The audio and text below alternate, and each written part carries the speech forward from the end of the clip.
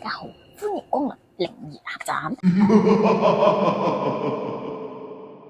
唔知道大家中唔中意買二手嘅嘢呢？又或者親戚朋友送俾你哋嘅二手貨物呢？大家冇驚啊！今期同大家分享嘅就係關於一個二手吊鐘嘅一個靈異事件啦。呢個事件嘅女主角呢，我哋就叫佢做阿文啦。阿文嘅職業係一名助唱歌手，所以如果冇人揾佢做表演呢，當然就冇實有啦。而且佢有陰陽眼嘅，經常都俾人哋誤會啦。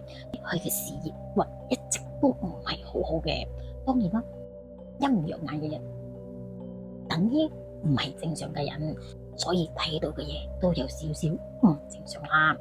當然有時就會神經質少少啦。後嚟佢就認識咗一個男仔啦，就係而家佢嘅老公，對佢無微不至，亦都接納咗佢嘅陰陽眼。冇幾耐，兩人就有情人終成眷屬啦，結婚啦。由於大家嘅收入都唔係好高，所以就簡簡單單咁樣搬入新屋啦。家具都係舊屋主所留低嘅。冇幾耐，阿文嘅舅父就送佢一個二手吊鐘啦。佢就講：阿文，你，舅父冇咩嘢送俾你啦，你隨便，嚟，呢個吊鐘係幾唔錯噶，咁就送俾你作為入伙嘅禮物啦。咁吊鐘咧，咁大家都知噶啦，到開一個點數，呢個吊鐘咧就會當一聲噶啦。咁呢個吊鐘咧就響某一個時間點就會當咁響一下，而且每晚大概係10點至12點之間就會響一聲嘅。因為阿文都冇去認真睇呢個吊鐘響嘅時間啦，就咁樣過咗一段時間。當每次呢個吊鐘響一個時間點嘅時候，就會當一聲，而且呢個聲音都係非常之響嘅。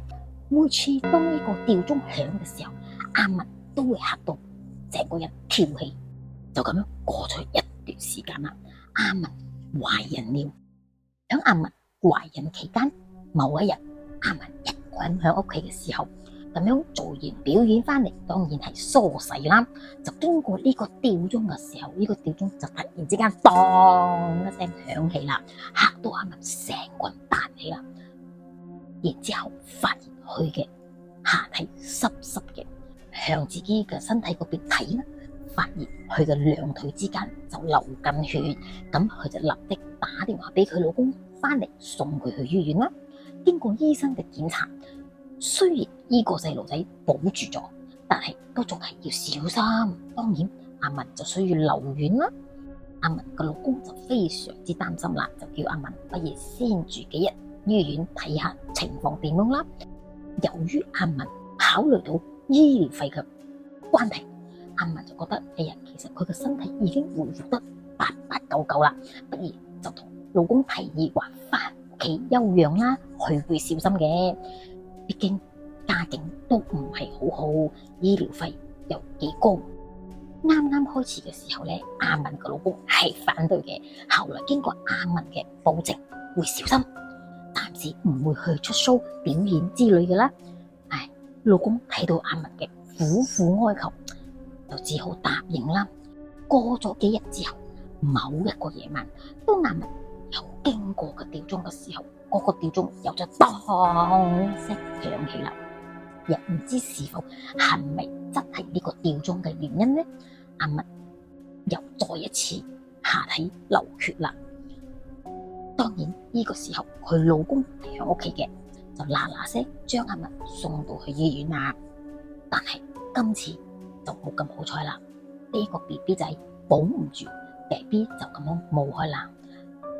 阿文就開始覺得呢個吊鐘有問題啦。自此之後就將呢個吊鐘攞落嚟，然之後用紅色嘅紙包起上嚟，收埋響儲物櫃啦，唔再掛起去啦。講又奇怪，慢慢嘅開始有老細揾阿文出 show 做表演啦。漸漸地兩公婆嘅生活慢慢都好咗起嚟，但係 BB 就冇咗啦。對於阿文嚟講都係一種難過。到底係咪真係呢個吊鐘嘅問題呢？有啲事就係咁樣，有得就必有失。事件就到呢度啦。咁樣而家我就分享一下關於我細妹嘅在求學期間佢同學遇到嘅詭異事件啦。話說當時佢在讀中學啦，有幾位中學同學大家都聊到好埋嘅，咁樣經常就一齊搞啦。周末冇返學嘅時候，我細妹就會去到同學 A 嘅屋企裏邊玩啦，而同時同學 B 都會嚟到同學 A 屋企裏邊一齊傾偈飲茶。有時大家都會買啲零食啊，買啲飲料啊，去到呢個同學 A 嘅屋企飲茶傾偈啦。有時仲會去到附近嘅商場行街飲個 B 啦。但係突然之間有一段時間，同學 B 嘅屋企就發生咗一啲麻煩事啦，時運非常低，經常都遇到一啲麻煩事啦。後來呢名同學 B 就去咗一趟泰國旅行啦，漸漸嘅時運就慢慢好轉起嚟啦。有一日，呢名同學 B 就嚟到同學 A 屋企傾偈，當時我細妹都在場，同學 B 就帶咗一啲響泰國買嘅零食啦、手信之類嘅嘢，就分開一啲俾同學 A 啦。不過據我妹妹所講，同學 B 時常都去泰國旅遊嘅，所以佢哋都不以為然啦吓，只係攞一啲泰國零食啦。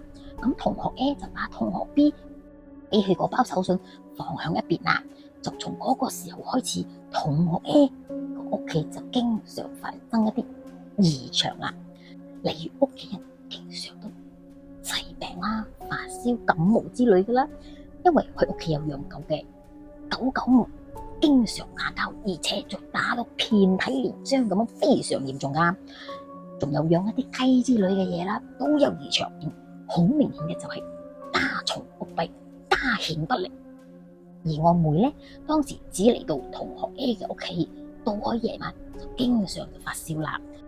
本來我細妹都唔覺得同學 A 嘅屋企出現問題，但係對比之前係冇咁嘅事情發生嘅喎，點解突然之間會咁樣咧？後嚟我細妹經過好幾次都係咁樣，每當去同學 A 嘅屋企，翻到屋企之後就病咗啦。過咗冇幾耐，我細妹都冇再去同學 A 嘅屋企啦，就咁樣。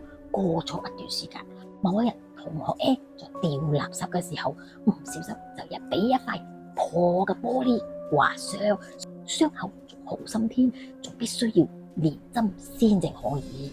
後來佢媽媽就覺得，越諗就越唔對路啦。點解之前從來都未發生過類似嘅梅登爹嘅事？真嘅係人衰行路打倒褪，頭就碰着黑，一波未平一波又起咁。咁佢媽媽覺得唔對路啦，請咗一個認識嘅師傅嚟到屋企睇下啦。屋企到底犯咗啲咩事咧？當師傅嚟到佢哋屋企嘅時候，當然邊行邊觀察啦。